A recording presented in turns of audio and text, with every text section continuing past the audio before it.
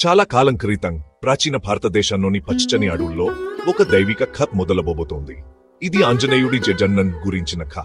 ఆంజనేయుడు అంటే బల్మన వానదేవుడు. అతని ధైర్యం, భక్తి తరతరాలకు గుర్తుండిపోతాయి. ఇదంతా అంజనతో మొదలైంది. ఆమె ఒక దేవకన్యే. ఆమెకు శాపం వల్ల భూమిపై కొద్దిగా జీవించాల్సి వచ్చింది. ఆమె తన బాధలు తీరాలని కోరుకుంటూ శివుడిని ఎంతో భక్తితో ప్రార్థించింది. ఆమె ప్రార్థనలకు కదిలిన శివుడు శక్తివంతమైన, తెలివైన, ధీరవంతుడైన కొడుకు పుట్టారని వరం ఇచ్చాడు. అదే సమయంలో అయోధ్యలో దశరథ మహారాజు పిల్లల కోసం ఒక పవిత్రమైన యాగం చేస్తున్నాడు.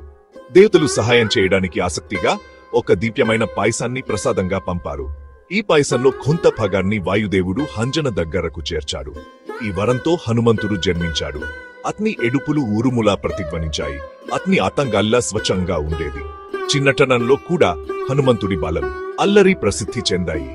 ఒకసారి అతను పండు అనుకుని సూర్యుడిని పట్టుకోవడానికి దూకాడు. కానీ హనుమంతుడు కేవలం బలవంతుడు మాత్రమే కాదు, అతని హృదయం స్వచ్ఛమైంది. శ్రీరాముడి పట్ల అతని భక్తి దేవతలు మనుషుల విధిని మార్చింది.